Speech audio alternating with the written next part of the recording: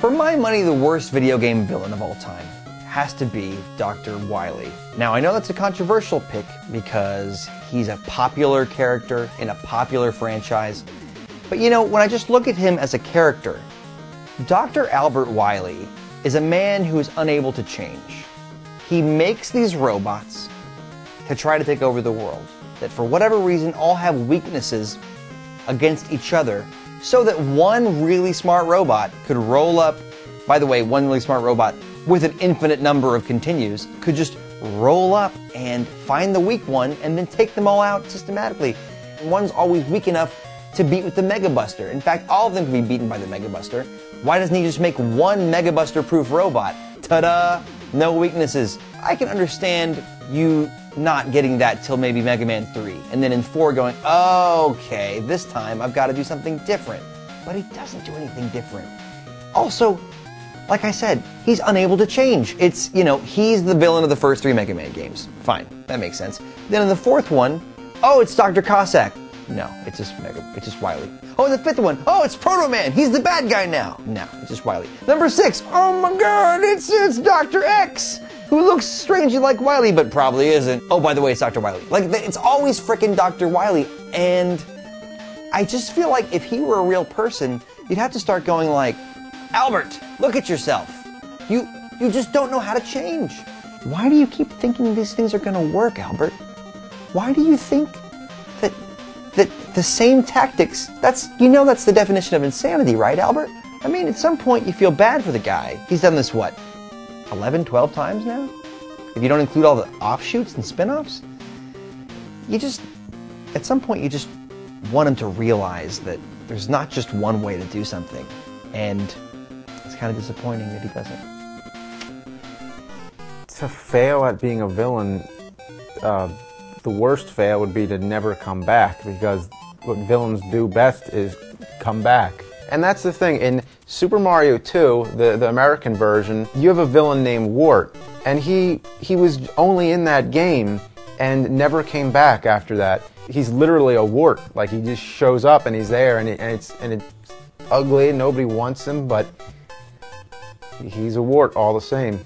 He's one of the more unknown villains because you don't really know much about him. He was only there at the end of that game, and he was just a frog king, I guess, and he has a pipe organ, and he gets killed by vegetables. You throw vegetables in his mouth, and he chokes on them, and he dies, and that's it. And he died for good, apparently. The only good frogs in games are Frogger and Frogs and Flies, but Wart, I don't know, he took the wrong path. He had a hobby in gardening also, because he had all these vegetables and stuff, and that became his undoing. He tried to do too many things. Yeah, Wart should have just stuck to his day job. He wasn't really meant to be a villain, he just gave it a try, that's all. He croaked. Who gets killed by vegetables? So, Pokemon started out with Team Rocket, which was an interesting, villain team. It was basically just a mob organization with Giovanni being the godfather who just wanted money. But since then, the series has kind of devolved in the villain department into just generic anime villains, culminating in Lysandra in Pokemon X and Y. You can't take him seriously, his plan doesn't make any sense, the only thing he ever accomplishes is his own death.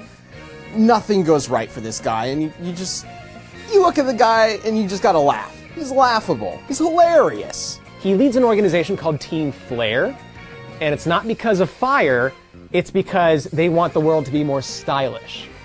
You find out that Team Flare's main goal, spoilers for anybody who has not beaten Pokemon X and Y yet, they want to destroy all the Pokemon in the world with a laser beam. He talks about how people will endlessly fight over resources in the world, and he specifically uses the Mega Ring that you have as an example. Moments later, he shows up with a Mega Ring of his own, so I don't know what that's all about. Lysandra finds this Death Star, and he brings you down into this super weapon because apparently he wants you to activate it and wants you, the player, to survive. even though he hates people who use Pokemon, and you use Pokemon, like that's the whole point of the game, and I fight him and I beat up his 4 Pokemon, he's like, well, that sucks. Hang on a second. He leaves, then he comes back with Doc Ock arms, and you fight him again. And he's got the same damn Pokemon. And when all is said and done, and you've beaten him 3 times in a row, you've deactivated the weapon. Somehow he reactivates it, it's never really explained. It's like, well, if I can't destroy the world, I'll destroy whatever I can. And then when it does get fired, Lysandra is like inside of the laser or some crap like that. And the laser goes up into the sky, comes straight back down, crashes into the weapon that he's in, and blows himself and the weapon up. Nothing is accomplished. Genius! He's a genius!